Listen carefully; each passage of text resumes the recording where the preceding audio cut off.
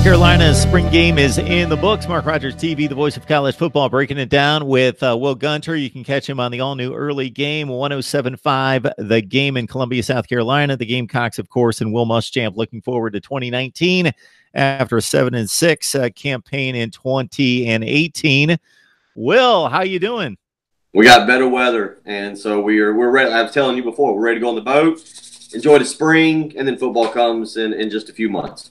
Well, we got better weather here too, but better weather from 25 to 50. You're looking from like 55 to 75 or 80. Yeah, it's gone from about 60 to 80. I'm not gonna lie. It's really been the rain. It's been the rain. We're the Masters. I forget the Masters is this weekend, so we got that going for us. So we're excited about that.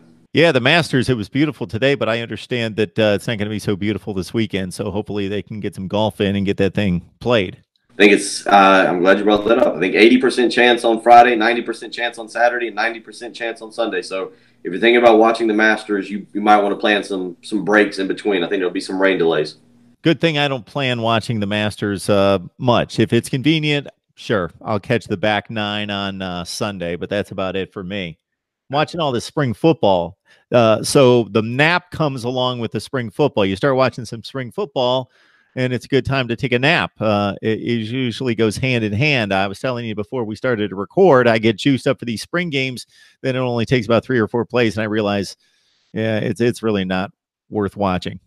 You know, I think it's a great question across college football, what coaches are going to end up doing with the spring game. I was broadcasting the game for the radio station, and we kind of joked beforehand that I think Will Muschamp would have preferred just to have a practice and not even bother with the crowd and everything you got to do for the spring game and dividing up the teams back and forth. It was actually South Carolina spring game was entertaining because it took us about 2 series to figure out that all the offensive players were wearing the black jerseys, all the defense players were wearing the white jerseys. There wasn't even 2 different teams, even though they were called garnet and black. But I think that's a great question. As coaches become more secretive and as spring games, it becomes more about not getting anybody injured, do we see less and less of that? I was actually surprised, Louisville under Scott Satterfield this year didn't have a spring game. And you're thinking about a guy who could come in and build some momentum and get his program excited, and he chooses to not have a spring game. It wouldn't surprise me if we see more and more of that across the country as time goes on. Either that or making it a legitimate, like, fan fest recruiting type event. And when you watch the games on the networks, and I believe South Carolina was on the SEC network, I didn't get a chance to see it, but I'll catch up with it at some point, or maybe I won't. I'll listen to you, and then I'll get ready for the North Carolina game in week 1. But it depends how the network covers it. If it's a more traditional style broadcast, it just doesn't work. It's not a football game, but they get the mics on the field, the reporters on the field. They got the coach access, and they can really mix it up and really make it kind of the action's just kind of in the background, and you can see it. But you're talking about, what's this team all about? How was 2018? How does it springboard to 2019? And just talk storylines, and you can get your storylines about that team and the particular players that should break out this fall. Then it becomes more of an event where you can gather information, especially a guy like me, and that's what I'm looking for. But in terms of watching a football game, it doesn't come anywhere close to what it should be. Well, from a South Carolina standpoint, this spring was at least worth watching because this was the only chance you got to see DeCarrion Joyner versus Ryan Holinsky. And so the much talked about quarterback competition between those 2 guys. It was interesting you bring this up. We ran a poll question on our radio show that got over 400 votes, I think, on the Wednesday or Thursday before the spring game. And there was 4 options. What were you most interested in the South Carolina spring game about? Was it's just football, the quarterback competition, the backup quarterback competition, seeing 5-star Zach Pickens, or I'm not going? Okay, those were your 4 options. 50% of the vote was I'm not going. And this is on a radio station that is home of the Gamecocks. The majority of the listeners are the Gamecock fans, and we're talking about the South Carolina spring game, and you still have people who basically there was no interest involved. And that is even with this backup quarterback battle, DeCarrion Joyner versus Ryan Holinsky, and people being able to go out and see them. And they were allowed to go and do that because that was the majority of what the offensive snaps were taken by. But very interesting in that kind of manner that still these spring games, I'm with you. I don't know how many people watch them on television. I just, even if you make it a funny, zany, wacky spring game, I don't know where the direction we're going with spring games is here in the future. Well, people love college football, and I think it's much like the NFL Pro Bowl. It still gets really good ratings, and it's a complete joke. But somebody's watching it out there because I'm not watching the NFL Pro Bowl, but people are. It still gets a very high rating. So somebody's watching this stuff. And I got to say, because of what I'm doing, I'm watching as much.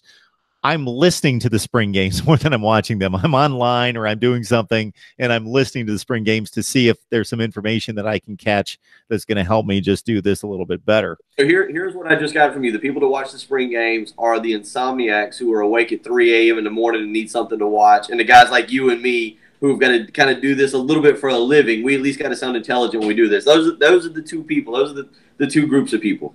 That's pretty much it. That's it. That's too much of America, probably. All right, that quarterback situation. How do you size these two guys up? It was interesting. I'll be honest. The Carry-On Joiner, the last time we had really seen him was back last in the spring game last year. We saw him for a few snaps this past year, but the improvement in passing, I thought he was very accurate. Unfortunately, there were some drops by kind of the backup wide receivers, the non-first stringers. But I thought the Carry-On Joiner was extremely impressive, and I liked what I saw from him. And then Ryan Helinski comes out and goes, I think, 8 for either 6 for his first 6 or 8 for his first 8.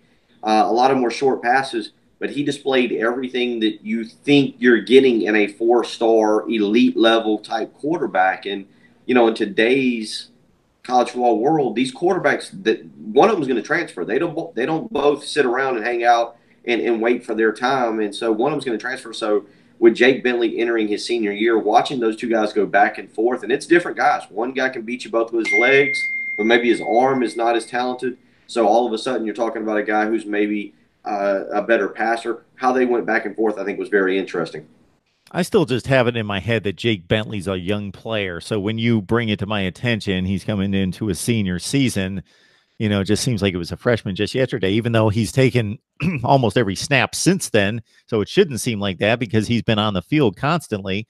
But man, it's make or break time for him just in regards to him making his mark. He's going to have a number of statistics that are going to look pretty good at the end of the day, and he's going to have some kind of ranking in all the major passing categories. But I've got to think that he wants more than that. He wants to leave some kind of legacy of, I did something big in big games. I don't want to say he has to get to Atlanta to an SEC championship game, but something more than what they've been able to do in the last few years. He's got to beat one of the big name opponents: Georgia, Georgia, Clemson, maybe Texas A&M. Given that South Carolina, I think, is 0-5 or 0-6 against Texas A&M. I forget how many years they played now, but South Carolina and Texas A&M, that's one that maybe you put in that category.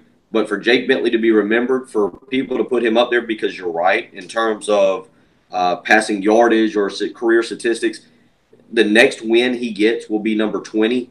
That'll be the 6th quarterback at South Carolina all time with 20 wins or more. So he'll be up there in the career statistics. But I'm with you. He's got to win one of those games, and that's unfair because Clemson's the preseason pick won the national championship, and Georgia's top 5, and you can throw Alabama in there. I guess they don't play Alabama every year, but we play them this year. He's got to win one of those games. You're exactly right. Get Will Gunter on the line from 107.5 The Game in Columbia, South Carolina. You can join the show, The Early Game. Will joins us on a regular basis to talk Gamecocks and that brutal 2019 schedule. Plenty of time to talk about that. Any other storylines in the spring? Not just the spring game, because, again, a bit of a joke, but in terms of the entirety of the spring sessions, what you were able to gather, what means something to you heading toward August?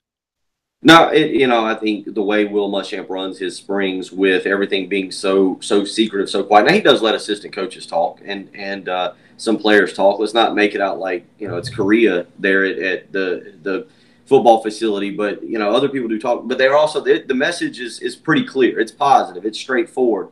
So it was hard to take anything out. I think coming off of last year and going into this year, right now the feeling is there is apathy. There is people who are looking at that schedule, people who remember the Belk Bowl, the 28-0 debacle, and it's hard for a lot of this fan base to get very excited. Mark, you and I can do a show.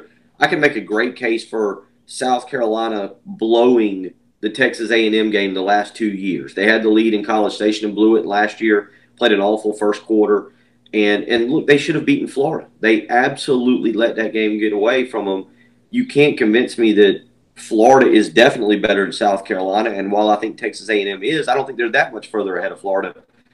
So if we wanted to have this argument, I could make a good case for, hey, 9-3. Yeah, you should lose to Clemson and Alabama and Georgia. I get that. But the other teams, you're as good as, or at least close to, based on previous results. And South Carolina fans don't want to hear that right now. So, coming out of the spring, I think it's actually about recruiting momentum and trying to build excitement for this schedule coming into 2019.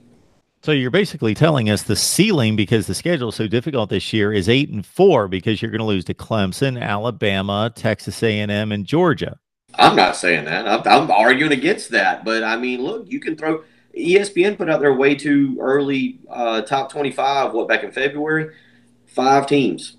Florida, the 5th one that you just mentioned, to go with Texas A&M, Georgia, Alabama, and Clemson, are all in the top 10. Now, will they be top 10 when South Carolina faces them? They play Texas A&M November 16th, Florida late in October. But, there are South Carolina fans who are so down on the program, they look at that schedule instantly and go, well, we can't beat those teams. They're top 10 teams, so that's 5 losses immediately. Well, I got to say that I would say the same thing, but we know from watching college football every year that there's going to be a couple teams out there that weren't supposed to be as good, and they faced a tough schedule and things change. But man, not a whole lot changes year to year when you're Clemson and Alabama and Georgia recently. Yeah, but again, I give you those 3 teams. My point is, Florida. I don't see Florida, who's got to come to Columbia, by the way, just being that much better than South Carolina. Again, South Carolina's playing; they're up 31-14. Ifs and whats, all that stuff. South Carolina lost the game. I get that. If you're a Florida fan watching, South Carolina lost, and that's all that matters. I think Muschamps last year down there, Florida outplayed South Carolina for 58 minutes, and then South Carolina blocked 2 field goals and somehow won a football game, and it didn't matter who played better for the previous 55. But I don't think Florida is that much further ahead. I don't think Texas A&M is that much further ahead right now. Now, that may change with Jimbo Fisher. But I do think South Carolina maybe should be giving themselves, the fans at least, should be giving themselves a little bit more of a positive vibe with what Will Muschamp's been able to do through 4 years. If you look at the probabilities, though, I think the problem is that, yeah, they are as good, if not better, than everybody else on the schedule, but they can't slip up then. The schedule is just too tough. Kentucky, Missouri, etc. Yeah, they could win all those games, but the likelihood of winning all of them is minimal. You got to get better. You got to win. I'm with you. What you said is exactly right. And I was telling somebody this the other day. My belief with Will Muschamp is one of 2 things is going to happen. He's gonna build a roster, and he's gonna make small coaching changes where you don't get outcoached by Mark Stoops in Kentucky, where you don't blow a 31-14 lead. He's gonna make small coaching changes to his style and what he does, and they're gonna start winning these games because the guy's a good recruiter. South Carolina is not Florida when it comes to recruiting. The prestige, the name, everything's not there. But he's upgraded the recruiting year after year after year, and they actually have some good depth now. Now, they lack playmakers. They don't have Alshon Jeffrey or Marcus Lattimore or Connor Shaw on that roster right now, not that we're aware of. They don't have Jadeveon Clowney or Stephon Gilmore. He's got to get some elite-level difference makers into that program that turn your program from being 7 or 8 wins into 10 or 11 wins. But again, I'll go back to the point. At some point, you got to win those games as a coach, right? Like he's either going to build this team up with talent and win those games and be one of the best coaches ever at South Carolina, or he's going to put some talent there. He's not going to change the coaching, and somebody like Jim McElwain is going to be left with a lot of talent sitting in that roster. So absolutely. This is where I agree. Definitely. So we can say for 2019, based on what we've seen in 2017 and 2018, and where we've got a pretty good gauge on where South Carolina should be, the schedule's just so brutal. We can only expect so much. But at some point, yes. Do you want to win championships, compete for championships on a regular basis? Well, you got to start beating top 10 teams if you're in the SEC. I stay up late because I'm not going to go into bed. I stay up late. I get up early. If I walk out the door with 2 different shoes on, I don't go, hey, I got 50% of it right. I'm walking out the door good. At some point, you got to get better. You have to get better. I like Will Muschamp. I think he's great for South Carolina's program, and in no way, shape, or form is he on the hot seat this year or next year, by the way. Will Muschamp's got 2 guaranteed years in Columbia barring an 0-22 stretch. But at some point, if South Carolina wants to advance, you've got to win those football games. You can't just he does it time and time again against Tennessee. When you think he's got the lesser team, he wins the game. You got to start doing that against Kentucky, against Texas A&M, every once in a while against Georgia and Clemson. Mark Rogers TV, the voice of college football, breaking it down on the South Carolina Gamecocks with Will Gunter from 107.5 The Game in Columbia. And you mentioned not having those kind of game-changing impact players that you ran a list down of. Well, got another opportunity here to bring in some of those guys. So what are some of the recent recruiting efforts look like? Well, obviously they've done a good job so far. They've got Luke Dowdy, who's a top 100 quarterback. You got another quarterback coming into a pretty filled quarterback room, but that's a good start. They've landed Tyshawn Wanamaker, an offensive lineman, 4-star offensive lineman out of South Carolina, who's a big time player. They've got Isaiah Walker, who's got offers now from everywhere, another big time offensive lineman out of the Miami area. So they've done well so far, but they've got some big names coming up over the next few months that they really want to impress. Mike Wyman, a 6'4", 200-pound wide receiver out of North Carolina, is a guy that's choosing between South Carolina, Georgia, Oklahoma, North Carolina. South Carolina feels they're in good position for him. Tank Bigsby, running back out of Loganville, Georgia, is a guy that they feel they're in good position for and could pull the trigger in the next 45 days. He took an official visit to LSU this past weekend, is heavily considering Auburn as well. So those are two big names right there, skill position guys. I'm not saying they're Alshon Jeffrey, but Wyman is 6'4", and I'm not saying Bigsby is Lattimore, but he is a top 50 type running back. Those are the kind of guys you've got to get. You've got to land to change the complexion of your football team and get some more of those difference makers in there. All right, well, enjoy the weather. Got plenty of time to talk football in between the sunshine. And maybe next time we'll get you lined up. I know you love talking SEC and talking the nation, and we'll start to kind of pinpoint what might happen this season and get you revved up on that. But in the meantime, yeah, enjoy the weather, and we got plenty of time to get set for 2019. We're gonna do one of these. I'm gonna do it on the boat. I'm gonna do it on. I'm gonna do. Oh, that'd be beautiful. That'd be great. Yeah, we'll make it. I just thought about that. That'd be fun. You wanna do a summer one? That would be fun. Let's do that. Oh, you got to make that happen. I don't have to do anything, so you do that. Good point. I'll figure that out next time. I should have done that tonight. All right, Will. Sounds good.